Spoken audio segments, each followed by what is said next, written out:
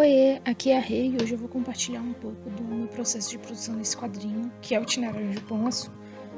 Em particular, o que eu pretendo mostrar hoje é esse processo de pegar um quadrinho que eu fiz para a página impressa e como é que vai se transformar esse quadrinho para a versão para celular, que é essa versão mais vertical. Eu tenho usado a palavra tripinha, que é um termo que é utilizado no Functoon, que é um dos aplicativos de upload no qual eu tenho colocado o quadrinho, né?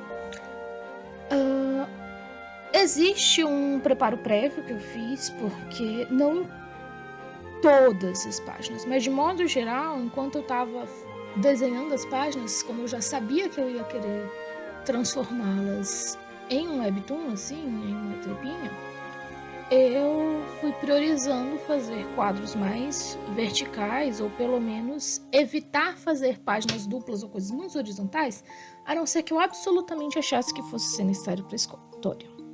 Esse capítulo que a gente vai mostrar hoje é um que praticamente não tem esses, que esse vai ser o meu capítulo 3, e meio que é isso.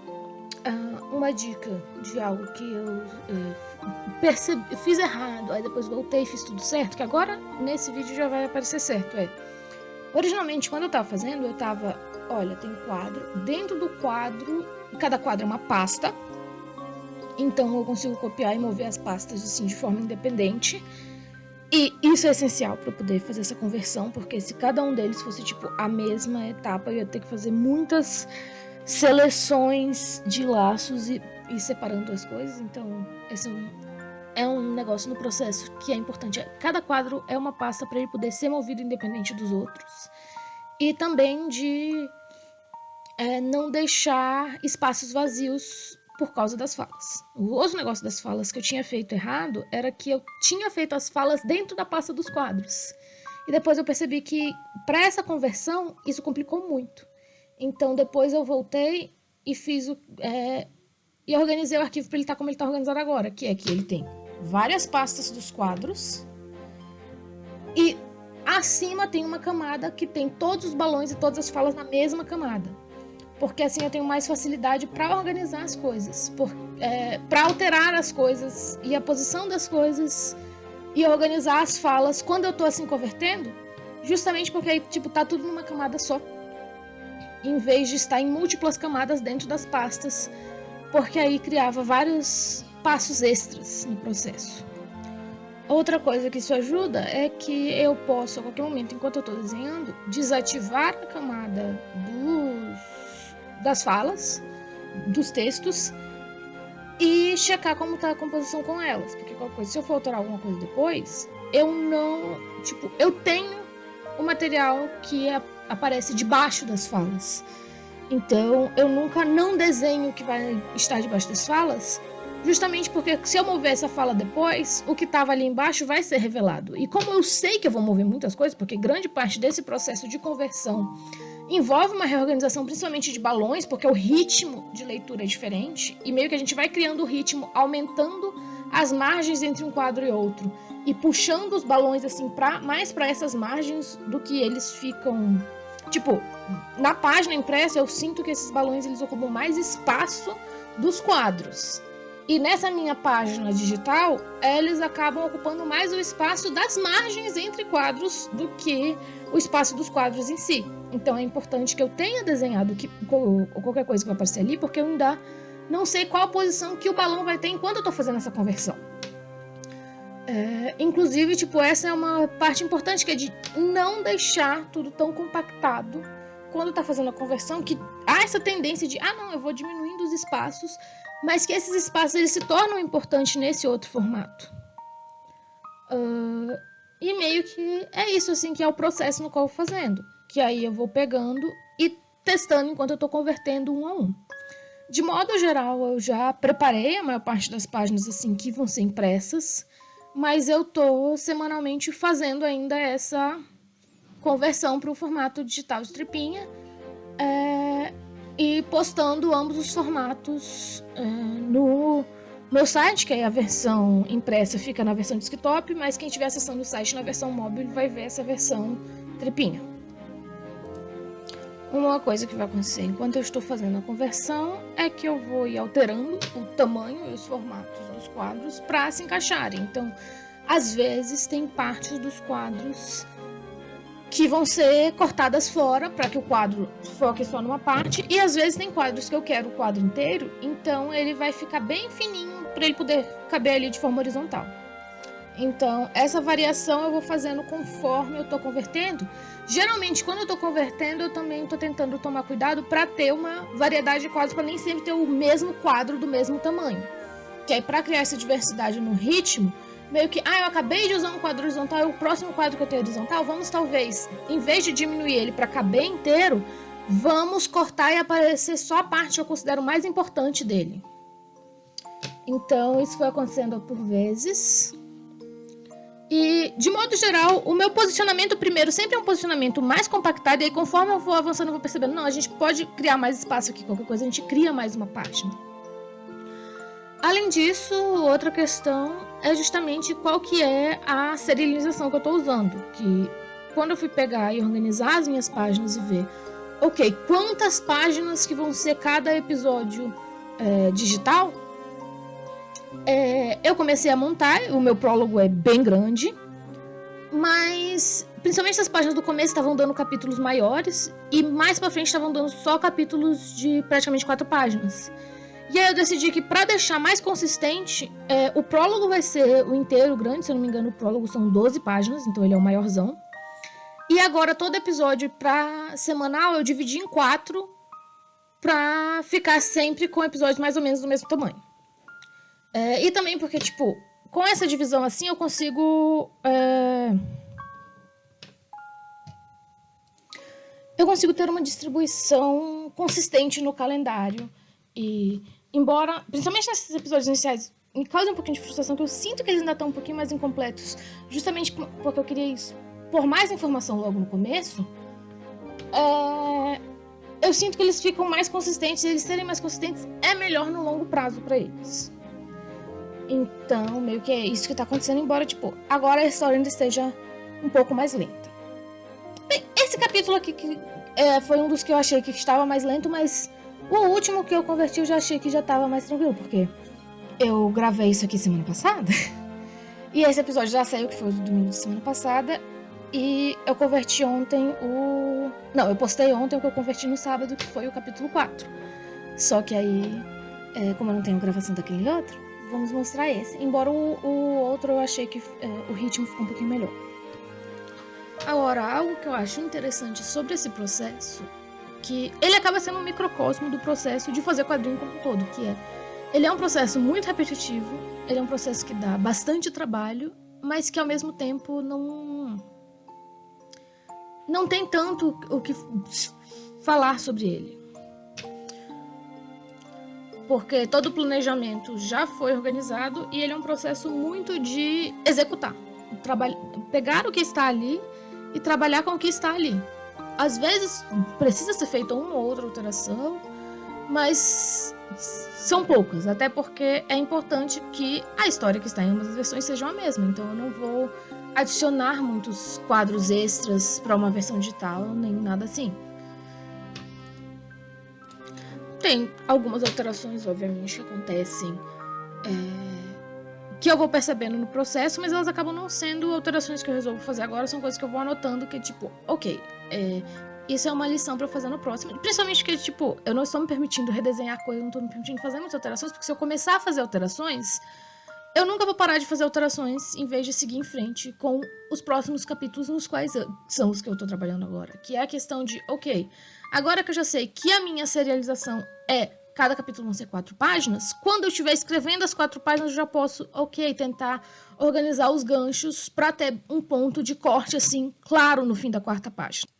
Uma outra questão que eu percebo é que os meus balões, como um todo, eles são muito estreitos, então eu preciso começar a dar mais espaço para os meus balões. E eu tendo a escrever balões bem horizontais. Eu tenho que escrever balões longos, e quando eu estou diagramando eles, deixar eles bem horizontais. E eu tenho percebido, principalmente quando eu estou fazendo essa versão pro digital, que seria melhor se esses balões fossem mais verticais. E às vezes não tem como evitar, porque eu estou usando uma palavra muito grande, eu não quero separar a palavra no meio. Mas, de modo geral, se eu tenho um balão que ele tá ali em 2 linhas, eu posso dividir ele em mais linhas e ficar com essa lição pra aprender pra frente. E meio que eu esgotei um pouco as coisas que eu queria falar. Eu acho que é porque eu quero fazer esse vídeo sem edições, justamente pra mostrar, tipo, o tempo que demora pra fazer e não... é a versão acelerada do negócio. Mas, tipo, como eu falei, o processo fica repetitivo porque é os pequenos ajustes que eu tô indo fazendo. E não tem muito que explicar os ajustes enquanto eu estou fazendo esses ajustes. Então, eu acho que eu posso falar um pouco sobre o que é esse quadrinho, qual que é a proposta desse quadrinho, que...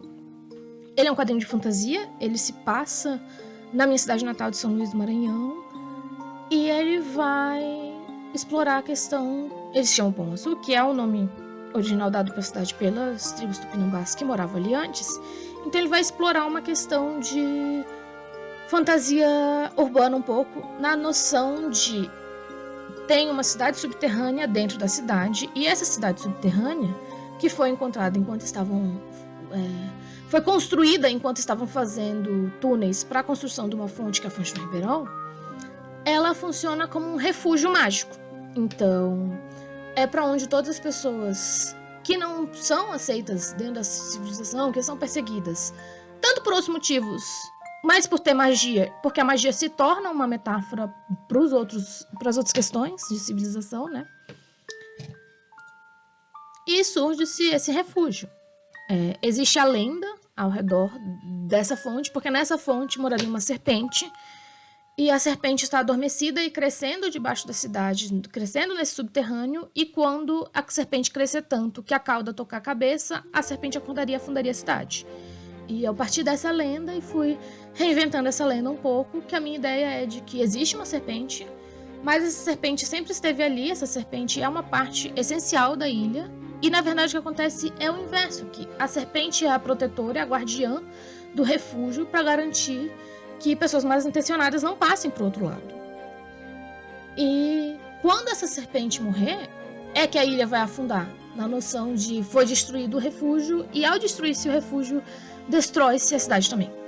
Isso obviamente não vai acontecer nesse volume, o refúgio ainda está em pé, mas mais pra frente eu tenho uma ideia já de como que seria essa possível destruição, porque seria o que aconteceria mais pra frente. A outra questão que eu também acabei não explicando, mas que tipo, eu acho que dá de se ver de forma clara, e até pelos desenhos de agora, que são os desenhos da cena com a costureira, e dos tipos de roupas que vocês estão usando, é que ele é também um quadrinho de ficção histórica. Então, eles passam em 1899 e, obviamente, essa questão mais de destruição da ilha é algo que eu vejo mais para acontecendo mais pro presente e pro nosso futuro próximo por causa da distribuição ambiental que nós estamos fazendo. Então, estes outros volumes são bem mais para frente. Esse primeiro volume é justamente mais sobre a parte de funcionar como refúgio e quais são as pessoas para quem ele vai funcionar como refúgio. Então, ele vai começar justamente na parte não mágica da cidade, explorando um personagem que não se sente 100% encaixado e que vai se sentindo atraído para o refúgio e que vai eventualmente conhecer esse refúgio. Principalmente as primeiras histórias que vão se passar, elas são umas histórias mais introdutórias sobre quais são as pessoas que vão se sentir atraídas para esse refúgio. Em particular, a minha primeira história é sobre Alice, mas que na verdade é Duarte, na noção de um artista que inicialmente se esconde por trás de um pseudônimo, que é tanto uma pessoa racializada quanto uma pessoa que não se encaixa nessas convenções de gênero e que não sente as pressões desses papéis e não é exatamente aquilo que a pessoa quer ser. Então ela acaba sendo uma história tanto de encontrar um refúgio quanto de revelação e de construção de identidade. E obviamente também de como essa identidade vai se interagir com outras pessoas e as situações que vão se criar a partir disso. Essa cena aqui em particular, ela vai focar mais em Dora, que é a costureira, que é irmã de Duarte. E mais pra frente, conforme nós vamos vendo, é que existem múltiplas versões sobre Dora também. Então Dora acaba não prestando tanta atenção no que tá acontecendo com Duarte. Pelo menos não a princípio. e até de existir um pouco também desse instinto protetor mal colocado, que é, você sabe que a sociedade não vai mudar, então porque a sociedade não vai mudar, você tenta forçar a pessoa a mudar. Só que você não compreende que não existe como mudar para essa pessoa. O mudar para essa pessoa é forçar a pessoa a se matar um pouco cada dia. Então vai ser uma história também sobre esse processo de outras pessoas compreenderem isso e poderem estar apoiando o Duarte nessa jornada. E esse capítulo em particular é justamente focando em quais que são as expressões que estão sobre dor. Então, tipo, essa cena, ela é uma cena no qual nós temos uma cliente, Elisa, que fez uma encomenda de um projeto bem complicado, inclusive, e que Dora conseguiu fazer, porque o projeto era justamente de pegar uma câmera espiã e escondê-la dentro da roupa, de modo que os circuitos do sistema ainda estejam funcionando. Que Elisa está fazendo isso porque Elisa é uma detetive que está querendo conseguir as informações de forma mais discreta. Mas aí o que vai acontecendo é que, para Elisa, enquanto o negócio não está funcionando exatamente como ela quer, ela não vai pagar. E isso não é uma questão para Dora, porque Dora fez exatamente o serviço que foi pedido dela e precisa daquele retorno agora. E Elisa, em parte, porque Elisa está numa posição mais tranquila, não percebe essas pressões e a urgência que Dora tem em receber para poder pagar seus outros compromissos. Então, como tem toda essa demanda, inclusive uma demanda de tempo muito grande por cima de Dora, é mais difícil para Dora parar e, ok, o que está acontecendo com meu irmão? E é um microcosmo da situação que acontece com muitos artistas, com muitos artesãos que vão se encontrando por não ter termos tão claros em situações exploratórias. Que é justamente o que vai acontecer mais pra frente.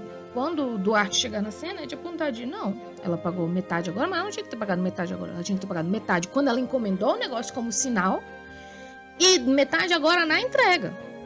Não é metade quando ela entregar, quando houver a entrega, e metade quando der na telha dela. Só que isso é um reflexo também de que muitas vezes, por vários fatores, e aqui tanto os fatores raciais quanto fatores de classe são explicitamente fatores dentro da história, não se sentem na posição de poder cobrarem o que lhes é devido.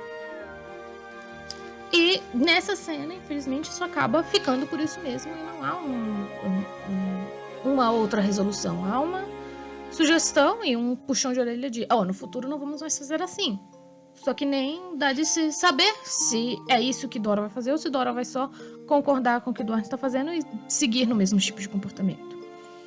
Até por uma questão de que Dora aponta de, mas eu preciso preservar o cliente, e se esse cliente não voltar mais? Que é uma outra questão, que é uma questão válida também.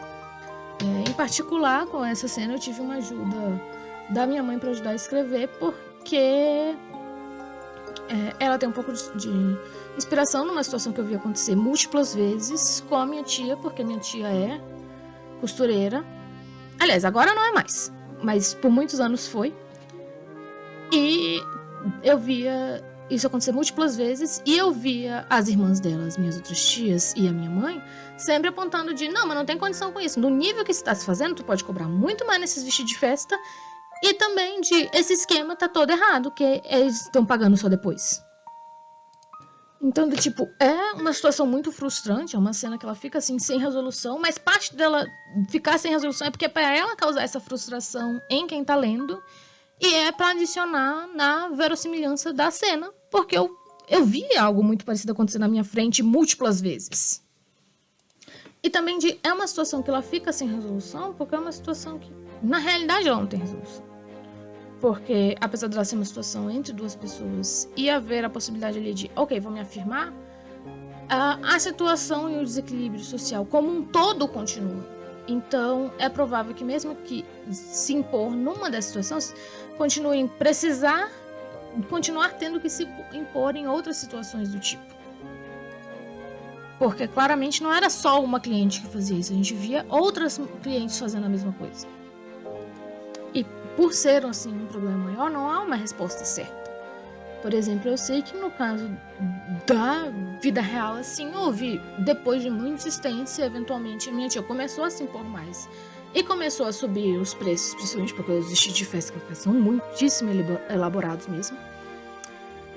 Mas, eventualmente, como estava num ritmo insustentável, que minha tia fez foi que ela eventualmente foi procurar outra ocupação para poder ir se desligando da costura e se parando para fazer outra coisa. E meio que é isso. Quem se interessar por estar lendo essa história, ela já está sendo publicada. Eu vou deixar todos os links embaixo. Ela está disponível tanto no meu site pessoal quanto nas várias plataformas de publicação de quadrinhos digitais. Então, tanto no Webtoon, quanto no Tapas, quanto no Funktoon, já está disponível para leitura.